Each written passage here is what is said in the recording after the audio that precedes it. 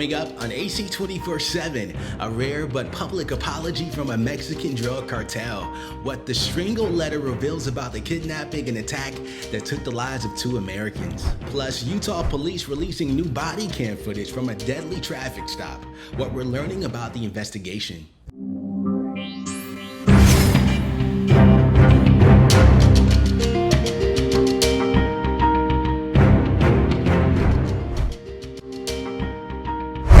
Hey there, welcome to AC 24/7. I'm your host, Lamar Baldwin. The latest search for answers in the deadly kidnapping involving 4 Americans. The Scorpion faction of the Gulf Drug Cartel issuing a rare handwritten apology for the deaths of 2 Americans and a bystander. Still, families of the victims say the apology does not take away their pain. The Advocate Channel's Ivan Rodriguez reports. These are the 4 Americans who were kidnapped in Matamoros, Mexico, where only 2 of them survived. The father of one of the victims killed, still trying to make sense of it. That was hard for me to see those videos and see them dragged and throw it on the back of the vehicle, you know. And it was like God was preparing me already to know that, you know, it was probably the worst. According to images circulating online and a version of the letter obtained from an official familiar with the ongoing investigation, the cartel believed responsible has turned 5 of their own members over to Mexican authorities, along with making a public apology, saying in part, the Gulf Cartel Scorpion Group strongly condemns the events of last Friday. Going on to say, for this reason, we decided to hand over those directly involved and responsible for the acts, who at all times acted under their own determination and in discipline and against the rules in which the Gulf Cartel always operates. The official says U.S. and Mexican authorities believe the letter is authentic, but doubt the sincerity of the group's apology. U.S. Ambassador to Mexico, Ken Salazar, says he's proud of the law enforcement collaboration between both countries. We have a very significant operation underway that will continue until we find those who are responsible. Friday's arrest of 5 suspects brings the total to 6 people so far linked to the kidnapping and the deaths of 2 Americans. I'm Ivan Rodriguez reporting. And Utah police have released body cam footage from a traffic stop that ended in the shooting death of 25-year-old man. We have to warn you that some viewers may find this footage disturbing. Farmington police pulled over Chase Allen for what they called an illegitimate license plate on March 1st. You can hear police ordering Allen to step out of the vehicle, warning that if he didn't, they would break the window and pull him out. When one officer reaches inside the car, another shouts, "Gun!" multiple times, and several officers open fire. They say they believed he was reaching for a holster or a gun. The officers, who have not been named, are on leave pending further investigation. A West Virginia lawmaker is criticizing GOP senators for trying to block a law that would end child marriages. The legislation would raise the minimum age for marriage from 16 to 18 in West Virginia. Wednesday, the bill, which passed in the House, was tabled without debate or discussion in the Senate Judiciary Committee. House of Delegates member Kayla Young tweeted, quote, "I want to make it very clear that no one spoke against the bill," adding, "They just made it clear that predetermined motions and killed the bill. No one admitted why they think children as young as infants should be legally allowed to be married off." Late Thursday, the state Senate reversed its decision, allowing the bill to move forward. MasterCard, Visa, and Discover are pausing a plan to create a new merchant category code for U.S. gun retailers. 24 Republican attorney generals warned credit card companies they should not go ahead with their plans. Advocates argue that tracking gun sales would help with suspicious transitions. It could help flag potential mass shooters and gun traffickers. GOP officials say the new sales code would harm the constitutional right of gun owners and potentially violate consumer protection and antitrust laws. Gun store sales are currently classified under a general merchandise or sporting goods category. A Florida appeals court will uphold a Florida law to raise the state's minimum age to purchase a gun to 21.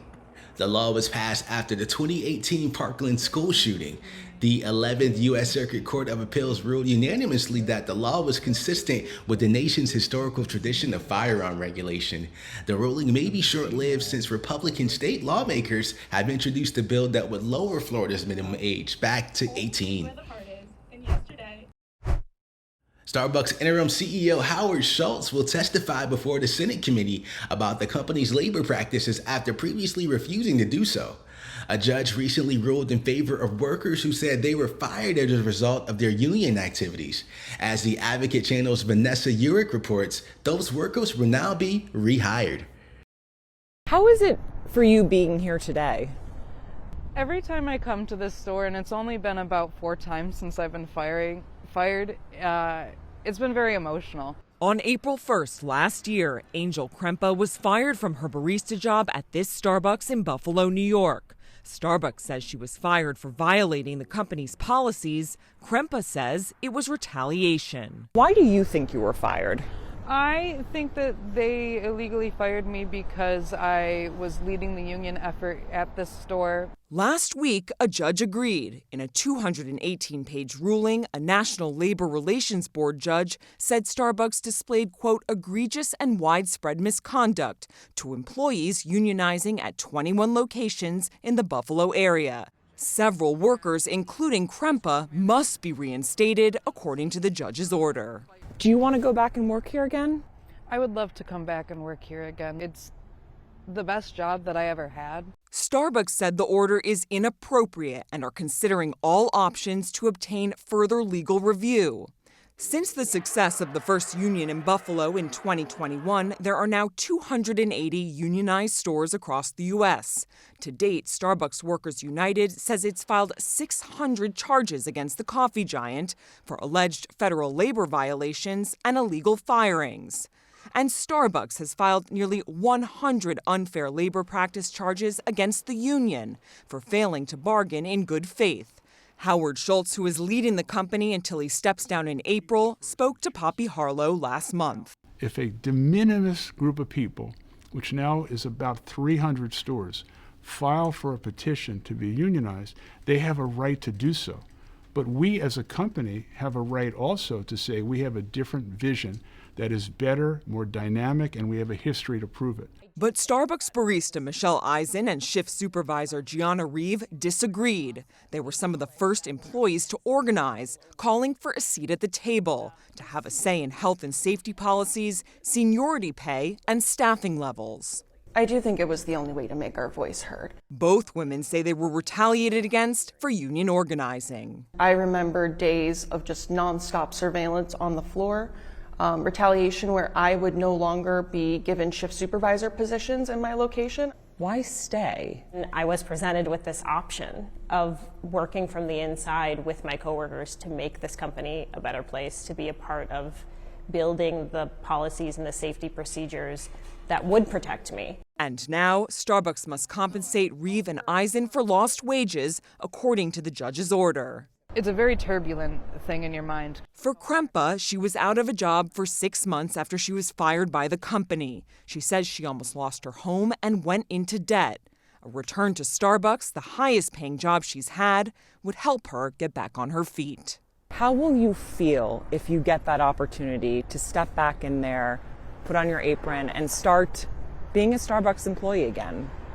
My aprons are still hanging in the same spot that they were left in on April 1st of last year, waiting for me to put them back on. And I'm ready to take it off that hook and put it back on and walk in and just smile at my coworkers and be like, I'm back, I'm here, like we did it. The FDA is updating regulations to require mammography facilities to notify women about their breast density. Having dense breasts have been associated with 4 times higher risk of developing breast cancer. This is the first update to the regulations in 20 years, and the FDA says the new regulations will help doctors better assess the categories of mammograms.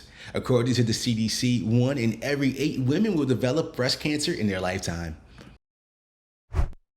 Thank you for joining us for AC 24/7. For more content that advocates to you, go to advocatechannel.com and make sure you follow us on Instagram, Twitter, and Facebook, and subscribe to our YouTube channel.